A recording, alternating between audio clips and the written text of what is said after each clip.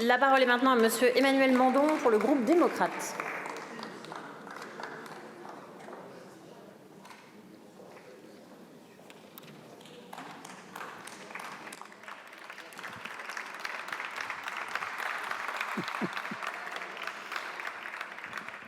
Madame la Présidente, Monsieur le Garde des Sceaux, Monsieur le Président de la Commission des lois, Messieurs les rapporteurs, mes chers collègues, la réussite des deux CMP sur les projets de loi qui portent la réforme de la justice est en elle-même une source de satisfaction pour le groupe démocrate.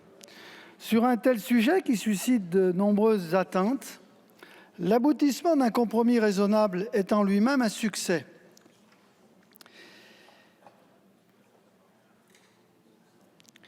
L'aboutissement d'un compromis, oui, d'un vrai compromis raisonnable, et qui est lui-même donc lui aussi un succès, l'abondante discussion à laquelle a donné lieu l'examen des dispositions relatives à la procédure pénale, avant même toute recodification, est un bon exemple du résultat d'une volonté de compromis, je le disais, entre efficacité de la riposte pénale et garantie des libertés publiques. En vous engageant dans la voie de la réforme, vous n'avez pas choisi la voie de la facilité. Certes, vous avez obtenu, grâce à votre conviction obstinée, un accroissement très important des moyens budgétaires alloués à la justice et vous avez voulu, avant même le vote définitif de la réforme, prendre les mesures pour assurer l'application la plus rapide possible de ces dispositions avec le lancement, il y a 2 mois, du plan de recrutement ambitieux pour la justice. Mais en même temps, vos déclarations et vos actes montrent que vous avez pris conscience de l'ampleur de la crise actuelle du système et des procédures judiciaires. Il faut apporter à cette crise à la fois les remèdes d'urgence indispensables et des réponses à plus long terme, autrement dit, conjuguer le réalisme de l'immédiat et l'ambition du long cours. Dans la conduite de la réforme, cela demandait un dosage politique délicat dont il fallait assurer le respect, non seulement dans la formulation du texte initial, mais aussi dans les évolutions qu'il allait connaître jusqu'à la fin de la procédure parlementaire. Seule une volonté politique affirmée peut rendre cette démarche efficace. C'est pourquoi le groupe démocrate apporte son soutien au projet. Nous saluons positivement les dispositions adoptées pour accroître rapidement le nombre des magistrats, tant du siège que du parquet, par l'institution, par le biais de procédures de recrutement exceptionnelles.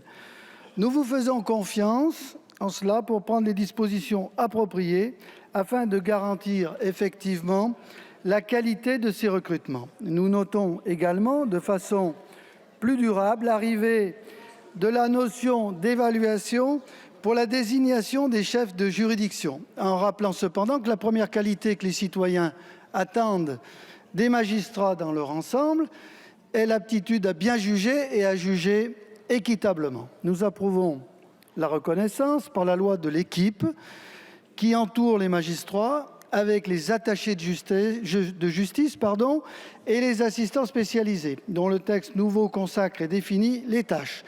Mais il ne faut pas oublier les greffiers, dont le rôle est indispensable à la bonne marche de l'institution judiciaire. Nous comprenons largement le jugement de réalité qui a poussé les 2 chambres du Parlement et après elles la CMP à prévoir, pour pallier le manque d'intérêt manifesté pour les carrières de personnel pénitentiaire titulaire, le recrutement de surveillants adjoints de statut contractuel. La continuité de pratique du service public, nous l'espérons, y trouvera son compte. Le projet de loi faisant également droit à la stabilité statutaire, importante pour une fonction régalienne, avec l'instauration de passerelles vers les emplois de personnel titulaire. Le développement de la médiation, l'attention accrue portée aux victimes de violences intrafamiliales, l'adaptation par l'expérimentation de la justice commerciale au monde économique d'aujourd'hui sont autant de points positifs, des orientations que nous approuvons particulièrement. Nous nous félicitons aussi des améliorations apportées avec notre concours à la législation sur les travaux d'intérêt général. Mais je regrette néanmoins à titre personnel qu'en définitive, le texte adopté soit trop frileux sur les audiences tardives. Nous l'avions souligné avec Laurence Vichnievsky, qui a souhaité en démontrer les incidences sur la qualité des décisions rendues. Enfin, vous avez souhaité ne pas inscrire dans la loi elle-même les modalités de fonctionnement du comité parlementaire associé à la réécriture du Code de procédure pénale. Comme les sénateurs, nous attachons beaucoup de prix à la prise en compte effective des intentions politiques que, par nature, un tel comité transpartisan sera appelé à manifester. Mais comme il me faut conclure, je vous confirme, sous le bénéfice de ces observations, que le groupe démocrate votera pour ces deux textes de réforme. Je vous remercie. Alors, mes chers collègues, je vous indique que la présidente de l'Assemblée nationale a reçu du ministre chargé des Relations avec le Parlement une lettre l'informant du report à la séance de ce soir en premier point d'ordre du jour de la lecture des conclusions de la commission mixte paritaire sur le projet de loi relatif à l'industrie verte.